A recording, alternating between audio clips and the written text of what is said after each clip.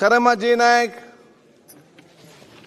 ಸನ್ಮಾನ್ಯ ಅಧ್ಯಕ್ಷರೇ, ಚುಕ್ಕೆ ಗುರುತಿನ ಪ್ರಶ್ನೆ 1426 ನಗರಾಭಿವೃದ್ಧಿ ಮತ್ತು ನಗರ ಯೋಜನೆ ಸಚಿವರನ್ನು ಕೇಳಬೇಕು. ಮಾನ್ಯ ಸಭಾಧ್ಯಕ್ಷರ ಉತ್ತರವನ್ನು ಒದಗಿಸಲಾಗಿದೆ. ಸನ್ಮಾನ್ಯ ಅಧ್ಯಕ್ಷರೇ, ಸನ್ಮಾನ್ಯ ಸಚಿವರು ಉತ್ತರವನ್ನು ಒದಗಿಸಿದ್ದಾರೆ. ನಾನು ಕೇಳಿದ್ದು ದೇವದುರ್ಗ ಪಟ್ಟಣದಲ್ಲಿ ಒಳಚರಂಡಿ ಸಮಸ್ಯೆ ಇಲ್ಲದೆ ಸಾರ್ವಜನಿಕರ ಸಮಸ್ಯೆ ಆಗ್ತದ್ದು ಸರ್ಕಾರ ಗಮನಕ್ಕೆ ಬಂದಿದೆ ಅನ್ನೋಂಥದ್ದು ನಾನು ಕೇಳ್ತಾ ಇದ್ದೀನಿ. ಮಾನ್ಯ ಸಚಿವರು ಉತ್ತರ ಕೊಟ್ಟಾರ. ಆದರೆ ಸರ್ಕಾರ ಆದೇಶ ಸಂಖ್ಯೆ ಏನು 2007ರಲ್ಲಿ ಕೆಲಸ ಪ್ರಾರಂಭ ಆಯಿತು, 7,20,00,000. ಆದರೆ ಆಡಳಿತಾತ್ಮಕ ಅನುಮೋದನೆ ನೀಡಿ ಮತ್ತೆ 2013ನೇ ಒಂದು ಇಶ್ಯೂಯಲ್ಲಿ ಪೂರ್ಣಗೊಳಿಸಿವೆ ಅಂತ ಹೇಳಿ ಅವರು ಉತ್ತರ ಕೊಟ್ಟಿದ್ದಾರೆ ಸನ್ಮಾನ್ಯ ಅಧ್ಯಕ್ಷರೇ. ಯಾಕಂತಂದ್ರೆ ಇಲ್ಲಿ ಯಾವುದೇ ಒಂದು ಕೆಲಸ ತಗೊಂಡ್ಮೇಲೆ ಅದು ಪೂರ್ಣ ಆಗಬೇಕು. ಅಲ್ಲಿ ಗುಂಡಿಗಳಷ್ಟೇ ಆಗ್ಯ ಹೊರತಾಗಿ ಅದನ್ನು ಬಿಟ್ಟರೆ ಅಲ್ಲಿ ಸಂಪೂರ್ಣ ಯಾವುದೇ ಒಳಚರಂಡಿ ಕೆಲಸ ಆಗಿಲ್ಲ. ಯಾಕಂದರೆ ನಮ್ಮ ದೇವದುರ್ಗದಲ್ಲಿ ಸುಮಾರು 40,000 ಜನ ವಾಸ ಮಾಡೋಂಥ ಒಂದು ನಗರ ನಮ್ಮದು. ನಾನು ಕೂಡ ಅಲ್ಲೇ ನಗರದಲ್ಲೇ ವಾಸ ಮಾಡೋದ್ರಿಂದ ದಿನ ಬೆಳಕಾದ್ರೆ ಸಾಕು ಒಳಚರಂಡಿ ಸಮಸ್ಯೆ ಭಾಳಷ್ಟು ಆಗ್ತಿದೆ. ಇದರಿಂದ ಸಾಕಷ್ಟು ರೋಗ ರುಜಿಗಳು, ಮಲೇರಿಯಾ ಅಂತ ಒಂದು ಮಾರಣಾಂತಿಕ ರೋಗಗಳು ಅಟ್ಯಾಕ್ ಆಗ್ತಾವೆ. ಆದರೆ ಇದನ್ನು ಆದಷ್ಟು ಬೇಗ ಮುಗಿಸ್ಕೊಡ್ಬೇಕು ಅನ್ನೋಂಥದ್ದು ನಾನು ಸರ್ಕಾರದ ಒಂದು ಗಮನಕ್ಕೆ ತರಕ್ಕೆ ಬಯಸ್ತೀನಿ ಸಭಾಧ್ಯಕ್ಷರೇ. ಇನ್ನೊಂದೇನಂತಂದ್ರೆ ನಮ್ಮ ಪುರಸಭೆ ವತಿಯಿಂದನೇ ಏನೀಗ 35 ಲಕ್ಷ ರೂಪಾಯಿ ಈಗ ನಗರ ನೀರು ಸರಬರಾಜು ಮತ್ತು ಒಳಚರಂಡಿ ಮಂಡಳಿಗೆ ಏನು ನೀವು ದುಡ್ಡು ಕಟ್ಟಬೇಕು, ಅದಾದ್ಮೇಲೆ ನಾವು ಅದನ್ನ ಕೆಲಸ ಸ್ಟಾರ್ಟ್ ಮಾಡ್ತೀವಿ ಅಂತಾರೆ. ನಮ್ಮಲ್ಲಿ ಅಷ್ಟು ದುಡ್ಡು ಇಲ್ಲ ನಮ್ಮ ಪುರಸಭೆಯಲ್ಲಿ. ಹಂಗಾಗಿ ಯಾಕಂದರೆ ನಮಗೆ ಭಾಳಷ್ಟು ಯಾವುದೇ ಅಲ್ಲಿ ದುಡ್ಡು ಬರ್ತಾ ಇಲ್ಲ. ಹಂಗಾಗಿ ಅಲ್ಲಿ ಸಮಸ್ಯೆ ಆಗ್ತದ. ದಯಮಾಡಿ ಮಾನ್ಯ ಸಚಿವರು ಅದನ್ನು ಸರ್ಕಾರನೇ ಇದನ್ನು ಭರಿಸಿ ನಮಗೆ ಒಳಚರಂಡಿ ಒಂದು ಕಾಮಗಾರಿಯನ್ನು ಸಂಪೂರ್ಣ ಮಾಡಿಕೊಡ್ಬೇಕನ್ನೋಂಥದ್ದು ತಮ್ಮ ಗಮನಕ್ಕೆ, ಸರ್ಕಾರದ ಗಮನಕ್ಕೆ ತರಬಯಸ್ತೀನಿ ಮಾನ್ಯ ಅಧ್ಯಕ್ಷರೇ. ಮಾನ್ಯ ಸಭಾಧ್ಯಕ್ಷರೇ, 2008ರಲ್ಲಿ ದೇವದುರ್ಗ ಪಟ್ಟಣಕ್ಕೆ ಒಳಚರಂಡಿ ವ್ಯವಸ್ಥೆಗೆ ಸುಮಾರು 7,20,00,000 ರೂಪಾಯಿಗಳು ಅಂದಾಜುಪಟ್ಟಿ ಮಾಡಿದ್ವಿ ಸಭಾಧ್ಯಕ್ಷ. ಆಡಳಿತಾತ್ಮಕ ಅನುಮೋದನೆ ಸಿಕ್ಕಿ 2013ರಲ್ಲಿ ನಾವು ಆ ಒಳಚರಂಡಿ ಕಾಮಗಾರಿಯನ್ನು ಪೂರ್ಣ ಮಾಡಿದ್ದೀವಿ ಸಭಾಧ್ಯಕ್ಷರೇ. ಇದರಲ್ಲಿ ಒಳಚರಂಡಿ ಕೊಳವೆ ಮಾರ್ಗ ಸುಮಾರು 41.8 ಕಿಲೋಮೀಟರ್ಗಳು ಮತ್ತು ಆಳಗುಂಡಿ ಈ ಸೋಕ್ ಪಿಟ್ಸು 1,552 ಆಳಗುಂಡಿಗಳನ್ನು ನಿರ್ಮಿಸಿ ಆ ಕೆಲಸವನ್ನು ನಾವು ಪೂರ್ಣ ಮಾಡಿದ್ದೀವಿ ಸಭಾಧ್ಯಕ್ಷರೇ. ಇದಾದ ನಂತರ ಮಾನ್ಯ ಕರೆಮ್ನವರು ಹೇಳಿರೋ ಪ್ರಕಾರ ಪ್ರಸ್ತುತ ಪಟ್ಟಣ ಜನಸಂಖ್ಯೆ ಜಾಸ್ತಿ ಆಗಿದೆ ಸಭಾಧ್ಯಕ್ಷ, ಮತ್ತು ಅದು ವ್ಯಾಪ್ತಿನೂ ಸಹ ಜಾಸ್ತಿ ಆಗಿದೆ ಸಭಾಧ್ಯಕ್ಷರೇ.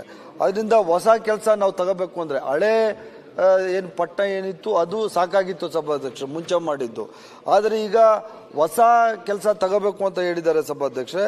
ಅದಕ್ಕೆ DPR ಮಾಡಲಿಕ್ಕೆ 35 ಲಕ್ಷ ರೂಪಾಯಿಗಳನ್ನ ಪುರಸಭೆಯಿಂದ ಹೊಂದಿಸ್ಬೇಕು ಸಭಾಧ್ಯಕ್ಷ. It's A rule. ಇದು ಗೊತ್ತಲ್ಲ ಸಭಾಧ್ಯಕ್ಷ, ಅವ್ರದ್ದು ಶೇರ್ ಸಭಾಧ್ಯಕ್ಷ. ಆ ಶೇರು ಅವರು ಲೋಕಲ್ ಬಾಡೀಸಲ್ಲಿ ಕೊಟ್ಟರೆ ನಾವು ಈ ಕೆಲಸ ಮಾಡಲಿಕ್ಕೆ ಸಾಧ್ಯ ಆಗೋದು ಸಭಾಧ್ಯಕ್ಷರೇ. ಅದರಿಂದ 35 ಲಕ್ಷ ರೂಪಾಯಿಗಳನ್ನು ದೇವದುರ್ಗ ಪುರಸಭೆಯವರು ಕಟ್ಟಿದ್ರೆ ನಾವು ಇದನ್ನು DPR ಮಾಡಲಿಕ್ಕೆ ನಾವು ಕ್ರಮ ತಗೋತೀವಿ ಸಭಾಧ್ಯಕ್ಷ. ಮತ್ತು ಇದರಲ್ಲಿ ಯಾವಾಗ ಮುಗಿಸ್ತೀವಿ ಅಂತ ಹೇಳಿ ಮಾನ್ಯ ಸದಸ್ಯರು ಕೇಳಿದ್ದಾರೆ ಸಭಾಧ್ಯಕ್ಷರೇ. ಈ ದೇವದುರ್ಗ ಮುಖ್ಯಾಧಿಕಾರಿ 35 ಲಕ್ಷ ರೂಪಾಯಿಗಳನ್ನು ಯಾವಾಗ ಕಟ್ತಾರೋ ಸಭಾಧ್ಯಕ್ಷರೇ, ಆ ದುಡ್ಡು ನಮಗೆ ಸ್ವೀಕೃತ ಆದ ನಂತರ ನಾವು ಇದನ್ನು ಅನುಮೋದನೆ ಕೊಡಲಿಕ್ಕೆ ನಾವು ಮಂಡಳಿಯಿಂದ ನಾವು ತೀರ್ಮಾನ ತಗೋಬೇಕಾಗ್ತದೆ ಸಭಾಧ್ಯಕ್ಷರೇ. ಅದಾದ್ಮೇಲೆ ನಾವು DPR ಮಾಡಿ ಈ ಕೆಲಸವನ್ನು ತಗೊಳ್ಳಿಕ್ಕೆ ಸಾಧ್ಯ ಆಗ್ತದೆ ಸಭಾಧ್ಯಕ್ಷರೇ.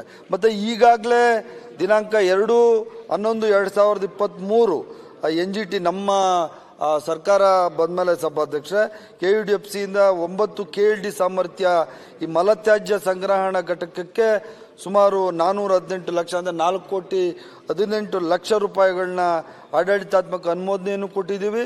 ಟೆಂಡರ್ ಕೊಟ್ಟಿದ್ವಿ ಮತ್ತೆ ಅವರಿಗೆ ವರ್ಕ್ ಆರ್ಡರ್ ಸಹ ನಾವು ಕೊಟ್ಟು ಈ ಕೆಲಸ ಮಾಡಲಿಕ್ಕೆ ಹೇಳಿದ್ವಿ ಸಭಾಧ್ಯಕ್ಷರೇ.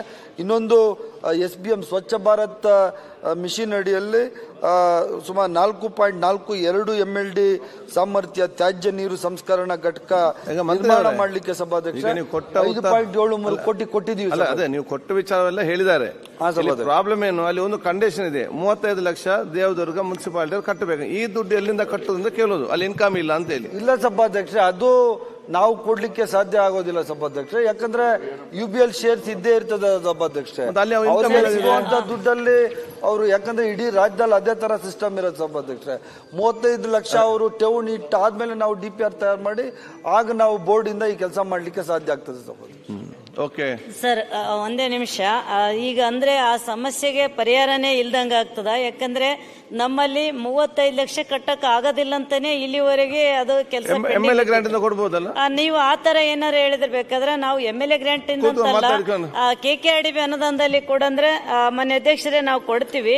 ಇನ್ನೊಂದು FST ಏನು ಇದೇನು ಘಟಕ ಏನು ತ್ಯಾಜ್ಯ ಮಲ ತ್ಯಾಜ್ಯನ ಹೊರಗೆ ಹಾಕಂತದ್ದು ಅದಲ್ಲ, ಅದು ನಮ್ಮಲ್ಲಿ ಗಾಡಿಗಳೇ ಹೋಗೋದಿಲ್ಲ. ದಯಮಾಡಿ ಅದನ್ನ ಬಿಟ್ಟು ಈಗ ಮೊದಲೇನು ಒಳಚರಂಡಿ ಇದೇನು ಸಂಪೂರ್ಣ ಕೆಲಸ ಮಾಡಿಕೊಡ್ಬೇಕು ಅನ್ನೋ ಮಾತಾಡಿ ಜೊತೆಯಲ್ಲಿ. ಈಗ ಯಾವ ರೀತಿ ಅಧ್ಯಕ್ಷ ಒಂದು ಸಲಹೆ ಕೊಡ್ಲಿಕ್ಕೆ ಬಯಸಿದ ಸಭಾಧ್ಯಕ್ಷ, ಒಂದೇ ಸರಿ ಕಟ್ಟಕ್ಕಾಗಿಲ್ಲ ಅಂದ್ರೆ ಮಾತಾಡಿ ಬಗೆಹರಿಸಿ ಕಟ್ಟಿದ್ರೇನು ಅದನ್ನ ಆ ದುಡ್ಡನ್ನು ತಗೊಂಡು ಕೆಲಸ ಮಾಡ್ಲಿಕ್ಕೆ ಸೆಷನ್ ಆದ ನಂತರ ಅವರ ಚೀಫ್ ಆಫೀಸರ್ ಮತ್ತು ಅಧ್ಯಕ್ಷ ಕರೆಸಿಕೊಂಡು ನಿಮ್ಮ ಒಳಚರಣೆ ಅಧಿಕಾರಿ ಕರೆಸಿ ಕೂತ್ಕೊಂಡು ನಿಮ್ಮ ಮುಂದೆ ಫೈನಲ್ ಆಗ್ಲಿ. ಇಲ್ಲ ನಮ್ಗೂ ಇದ್ರ ಬಗ್ಗೆ ಆಸಕ್ತಿ ಇದೆ ಹೇಳಿದ್ದಾರೆ. ಅದು ಹಂತವಾಗಿ ದುಡ್ಡು ಕಟ್ಟಿದ್ರೆ ಅಟ್ಲೀಸ್ಟ್ ಒಂದೇ ಸರಿ ಕಟ್ಟಕ್ ಆಗಿಲ್ಲ ಅಂದ್ರೂ ಎಷ್ಟಿದೆಯೋ ಅಷ್ಟು ಕಟ್ಟಿದ್ರೆ ನಾವು ಆ ಕೆಲಸ ಮಾಡ್ಲಿಕ್ಕೆ ನಾವು. ಈಗ ತಾವು ಇಲಾಖೆಗೆ ಬರೀರಿ ಸಭಾಧ್ಯಕ್ಷರೇ, ಪುರಸಭೆಗೆ ಬರೆಸಿ ನೀವು ಬೇಕಾದ್ರೆ ಅಲ್ಲಿಂದ ಇದ್ ಮಾಡಿ.